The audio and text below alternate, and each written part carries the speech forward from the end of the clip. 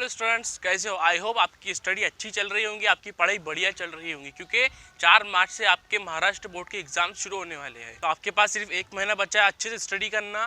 पर आप चाहे कितनी भी स्टडी कर लो, इन 5 मिस्टेक्स को अगर आपने अपने एग्जाम के अंदर किया तो आपका परसेंटेज यहाँ से यहाँ पहुँच जाएंगे, आपके मार्क्स बहुत ज़्यादा कम हो जाएंगे। तो इस वीडियो में हम वही बात करेंगे कि आप एग्जाम लिखते टाइम, अपने आंसर लिखते टाइम ऐसी कौन सी मिस्टेक्स है जिन्हें अवॉइड करके आप अपने मार्क्स को बढ़ा सकते हो। Mistake number 1, mistakes when writing. आप एग्जाम हॉल में बैठे हो, अपना क्वेश्चन पेपर सॉल्व कर रहे हो, अपने आंसर्स लिख रहे हो और लिखते लिखते लिखते उप्स, आपसे गलती होगी। ऐसी गलती, ऐसा वर्ड लिख दिया आपने जो कि वहाँ नहीं होना चाहिए था, या आपने कोई इक्वेशन ऐसी लिख दी जो कि वहाँ नहीं होनी चाहिए थी, या आपने कोई वैल्यू को गलत लिख दिया या कोई फॉर्मूला गलत लिख दिया। तो अब क्या, अब आप उसे कुछ इस तरह बना देते हो, जो कि एक बहुत बड़ी मिस्टेक है। आप इतनी मेहनत से जो अपना आंसर लिख रहे थे स्टेप बाय स्टेप बिल्कुल खूबसूरती से, लेकिन एक छोटी सी गलती आपकी पूरे आंसर को वियर्ड सा बना देती है। और एग्जामिनर जो कि आपका आंसर पेपर चेक करने वाला है, उसे ये गलती दिखती है, उसे ये चीज़ दिखती है, तो वो अलग से हाईलाइट में आती है और वो वहाँ रुक जाता है। और याद रखना, हमें एग्जामिनर को रुकाना नहीं है हमारे पेपर पर। पेपर ऐसा लिखना है,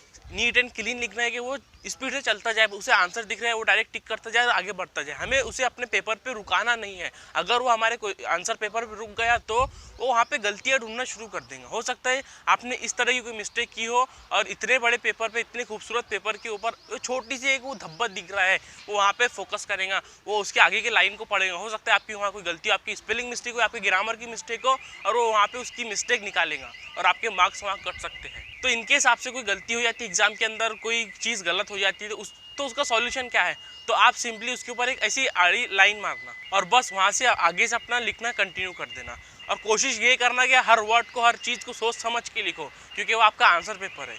mistake number 2, don't skip any question. आप एग्जाम हॉल में बैठे अपना एग्जाम सॉल्व कर रहे हो, अपना क्वेश्चन पेपर सॉल्व कर रहे हो, और एक ऐसा क्वेश्चन आ जाता है जिसका सॉल्यूशन आपको बिल्कुल भी नहीं पता, आपने उस क्वेश्चन को पढ़ा ही नहीं था, उसके कॉन्सेप्ट क्लियर ही नहीं करे थे, आप उस क्वेश्चन को छोड़कर आगे बढ़ जाते हो। लेकिन आपको एग्जाम के अंदर कोई भी क्वेश्चन नहीं छोड़ना चाहिए, आपको आता हो या ना आता हो, बिल्कुल नहीं छोड़ना है। कम से कम उसे सॉल्व करने की कोशिश तो करो। अब मैं ऐसा नहीं कह रहा हूँ कि आपको क्वेश्चन नहीं आता तो उसके ऊपर ही बैठ के अपना टाइम वेस्ट करना है, नहीं। सिर्फ 3 घंटे आपके पास अपने क्वेश्चन को सॉल्व करने के लिए, तो आपको टाइम बिल्कुल भी वेस्ट नहीं करना है। अगर आपको क्वेश्चन नहीं आ रहा है तो थोड़ा सोचो उसके बारे में, लेकिन बिल्कुल भी याद नहीं आ रहा है तो उस क्वेश्चन के अंदर जो वैल्यूज है उसे एज इट इज आंसर के अंदर लिख दो, गिवन वैल्यूज करके।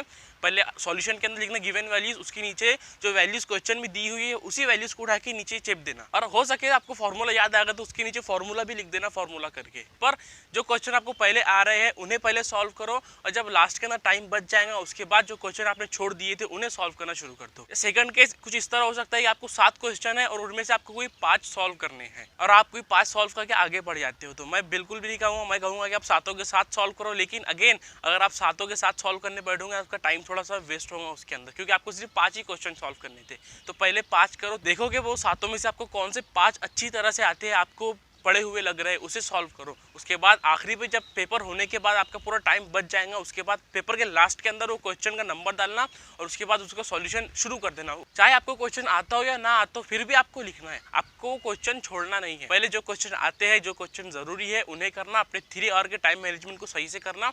उसके बाद लास्ट के अंदर आपके पास टाइम बच गया है तो उन सारे क्वेश्चन को करो। वो नहीं आ रहे तो उनके अंदर गिवन वैल्यूज ही लिख देना, फॉर्मूला ही लिख देना, उसका हो या किसी और चीज का फॉर्मूला रिलेटेड हो वो फॉर्मूला लिख देना, लेकिन लिख के आना जरूर। पर हाँ, जो जरूरी है पहले उन्हें ही करना है, क्योंकि हमारे पास सिर्फ 3 घंटे का टाइम है। अगर आपके पास लास्ट में टाइम नहीं बचा तो कोई बात नहीं, आपने जो जरूरी क्वेश्चन थे वो तो कर लिए, आपके मार्क्स कहीं नहीं गए, आपको मार्क्स जरूर मिलेंगे।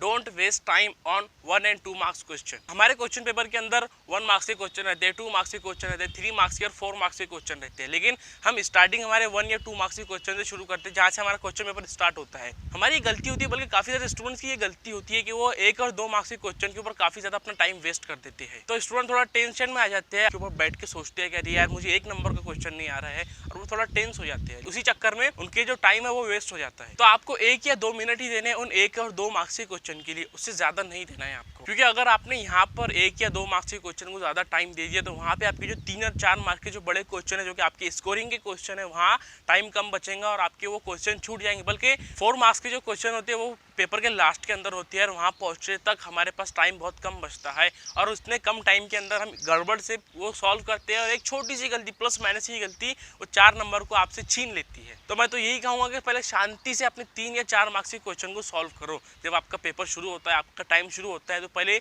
1 और 2 मार्क्स के क्वेश्चन को अवॉइड करना। अगर आते हो तो उसे जल्दी से करके ख़त्म कर देना या फिर उसे पेपर के लास्ट के अंदर करना। जब पहले 3 और 4 मार्क्स के क्वेश्चन को सॉल्व करो अच्छे से, वो 3 और 4 नंबर के जो क्वेश्चन आपके पहले उन्हें अपने सिक्योर कर लो, उसके बाद 1 और 2 मार्क्स के क्वेश्चन को शुरू कर देना। ये गलती हुई भी तो आपके 2 नंबर ही गए, लेकिन अगर से इधर 4 नंबर का क्वेश्चन छूट गया तो आपके 4 नंबर का नुकसान हो जाएगा। तो आप देखो 2 मार्क्स का नुकसान आपके लिए ठीक है या 4 मार्क्स का नुकसान आपके लिए ठीक है। आपको कोई नहीं कहेगा कि आपने पहले ऐसा क्यों किया बाद में ऐसा क्यों किया, आपको कहने वाला कोई भी नहीं है। और ऐसा नहीं कि आपको टाइम नहीं बचेगा।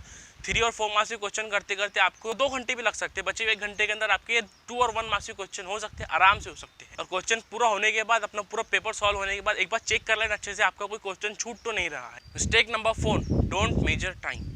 आपके एग्जाम हॉल की वो 3 घंटे, आप एग्जाम हॉल में अपना क्वेश्चन पेपर सॉल्व कर रहे हैं और वहाँ के वो 3 घंटे आपकी साल भर की पूरी मेहनत डिसाइड करते हैं।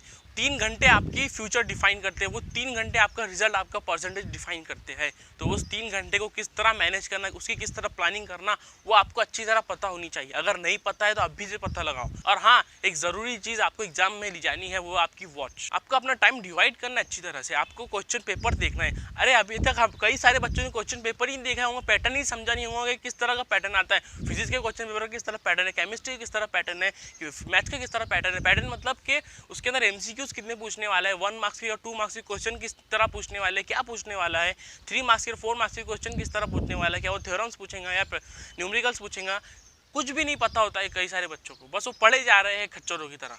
प्रॉपर प्लानिंग करो, घड़ी रखो अपने पास, देखो टाइम स्टार्ट हो रहा है। आपने 1 मार्क्स के क्वेश्चन में कितना टाइम लगा, अगर ज़्यादा टाइम लग गया तो उन्हें उसी वक्त छोड़ के 2 मार्क्स के क्वेश्चन पे शिफ्ट हो जाओ और उन्हें सॉल्व करना शुरू कर दो। देखो कि उन्हें ज़्यादा टाइम तो नहीं लग रहा है। टाइम मैनेज करो। एक क्वेश्चन के लिए आपके पास कितना टाइम बचा है, आप कितना टाइम लगा रहे हो एक क्वेश्चन को, 2 मार्क्स के क्वेश्चन को, 1 मार्क्स के क्वेश्चन को आप कितना टाइम लगा रहे हो, वो सब आप घड़ी के अंदर देख सकते हो। तो इसलिए घड़ी ले जाना बहुत जरूरी है, आपको वॉच वहाँ पे ले जानी है। और आपको ज़्यादा से ज़्यादा टाइम 3 और 4 मार्क्स के क्वेश्चन को देना है। या फिर इससे पहले कि मैंने मिस्टेक में बताया था, आप पहले 3 और 4 और 5 मार्क्स के क्वेश्चन को सॉल्व कर लो, उसके बाद एमसीक्यूज 1 और 2 मार्क्स के क्वेश्चन को सॉल्व करना। आपको इस तरह की प्लानिंग करनी है, लेकिन उसके लिए आपको पेपर पैटर्न समझना जरूरी है। इसलिए मैं अभी कह रहा हूँ, आपके पास 1 मंथ है। एग्जाम हॉल में जाने से पहले आप पता कर लो कि आपका जंग किसके साथ है। आप जिसके साथ लड़ने जा रहे हो, जिसके साथ जंग करने जा रहे हो, उसके बारे में आपको हर चीज़ पता होनी चाहिए। आपको पहले से तैयारी होनी चाहिए कि किस तरह के क्वेश्चन, मतलब कितने मार्क्स के क्वेश्चन वो पूछने वाला है, कौन से आपको पता ही नहीं कि 1 मार्क्स के क्वेश्चन कितने आने वाले हैं, 2 मार्क्स के क्वेश्चन कितने आने वाले, 3 और 4 मार्क्स के क्वेश्चन कितने आने वाले हैं। आपको ये भी नहीं पता होता कि ऑप्शन के अंदर कितने होंगे। मैंने 7 एग्जाम्पल के लिए थे, 7 क्वेश्चन आ सकते हैं जिसमें से आपको 5 करने हैं। लेकिन आपका एक्चुअल बोर्ड का जो आपका वो है, स्टेट बोर्ड का या सीबीएसई का हो, आपको उसके अंदर एक्चुअल पता करना है कि वो ऑप्शन के अंदर कितने क्वेश्चन देता है। बैठो अपने उस पेपर पैटर्न को लेके और उसके अंदर देखो कि एमसीक्यूज कितनी है। 5 एमसीक्यूज है तो उसके लिए टाइम डिसाइड करोगे, हाँ 5 मिनट के अंदर हो जाना चाहिए। और जितना हो सके उतना टाइम 3, 4 और 5 मार्क्स के क्वेश्चन को देना। Mistake number 5, well structure answer. कई सारे बच्चे क्या होते हैं, घबराहट के अंदर कैसे भी लिख देते हैं। आपको वेल स्ट्रक्चर आंसर बनाने, जितना हो सके उतना अच्छे, जितना हो सके उतना इंप्रेसिव आंसर बनाने। क्योंकि एग्जामिनर आपके जरूरी नहीं कि हर क्वेश्चन को पढ़ेगा, वो आपके पेपर को देखकर, दूर से वो देख के समझ जाएगा कि आप किस तरह के इंसान हो, आपके अंदर क्या क्वालिटी है। तो अपने आंसर, थ्योरी के आंसर उसे पॉइंट के अंदर लिखो, पॉइंट नंबर 1 डालो, अच्छी सी हेडिंग डालो। आप जिस पॉइंट के बारे में लिख रहे हो उस क्वेश्चन के अंदर, उसके अंदर पूछ लिया व्हाट इज डीएनए, तो आप जब डीएनए की डेफिनेशन लिख रहे हो तो उसके ऊपर आंसर के बाजू में डीएनए लिखना, अच्छी सी हेडिंग डाल के एक अंडरलाइन देना। उसके बाद आपको पॉइंट के अंदर लिखना है, पहले पॉइंट में लिखो डीएनए का लॉन्ग फॉर्म क्या आता है, उसके बाद लिखो डीएनए क्या काम करते हैं। हर चीज को पॉइंट के अंदर लिखना। आपको पैराग्राफ नहीं बनाना जिस तरह हमारे टेक्स्ट बुक के अंदर होता है, उस तरह नहीं बनाना, आपको पॉइंट के अंदर लिखना है। अब बात करें मैथमेटिक्स के पेपर की, उसके अंदर आपको सॉल्यूशन करना है, एक एक लाइन छोड़ के थोड़ा खुला लिखना है, थोड़ा नीट एंड क्लीन लिखना है और जहां तक हो सके अपनी गलतियों से बचना है आपको। और लास्ट के अंदर मैथमेटिक्स के पेपर के अंदर जब आपका क्वेश्चन वो सॉल्व हो गया तो जब आपको आंसर आया उसे ब्रैकेट के अंदर बंद कर देना है। उससे एक अच्छा इंप्रेशन जाता है। एग्जामिनर को आपका वो आंसर ढूंढने में तकलीफ नहीं होती, वो डायरेक्ट देखेंगे आंसर, उससे वो अपने आंसर शीट में मैच करेंगे, डायरेक्ट आपको टिक दे देंगे। और क्या होता है, आप कोई बड़ा क्वेश्चन कर रहे हो, क्वेश्चन नंबर 3 कर रहे हो, उसने पूरी की पूरी जगह ले ली, आपके पेज की पूरी जगह ले ली, लेकिन आखिरी के कुछ 5 लाइन बच गए तो उन्हें छोड़ दो और अगला क्वेश्चन दूसरे पेज से स्टार्ट करो। कई सारे बच्चे क्या करते हैं, नीचे की जो 5 लाइन बच गई वहां से और वो अगला क्वेश्चन शुरू कर देते हैं, तो वो अच्छा नहीं लगता है। तो आपके पास 5 या 6 या 7, 8 लाइन भी बच रही है नीचे की और आपको लगता है कि आपका क्वेश्चन इतने लाइन में सॉल्व नहीं हो, तो उसे छोड़ दो, नेक्स्ट पेज से स्टार्ट करो। और याद रखना, ऐसी कोई गलती मत करना अपने आंसर लिखते टाइम जिसकी वजह से एग्जामिनर वहाँ रुके और वो रुक के उस चीज़ को पढ़े। हमें एग्जामिनर को अपने क्वेश्चन पेपर और रुकाना नहीं है, क्योंकि अगर वो गलती निकालने बैठ गया तो आप कितने भी होशियार क्यों ना हो, आप कितने बड़े टॉपर क्यों ना हो, वो गलती निकाल के ही रहेगा। अगर उसे दिख गई गलती तो वो तो ज़रूर निकालेगा ना। इसलिए हमें उसे अपने आंसर पेपर रुकाना ही नहीं है, उसे बस जल्दी जल्दी टिक करते करते बढ़ जाए वो। तो बस यही थे मेरे 5 मिस्टेक्स को अच्छे से ध्यान में रखना और एग्जाम के अंदर मत होने देना। अपने पॉइंट्स बना लो कि मैंने कौन से मिस्टेक्स कहा आपसे। बाकी जिन बच्चों ने साल भर से अच्छे से मेहनत करे थे उनके रिवीजन पीरियड चल रहा है, ये रिवीजन करने का वक्त है उनके लिए। अच्छे से पढ़ाई करना। आपके all the best for your board exams.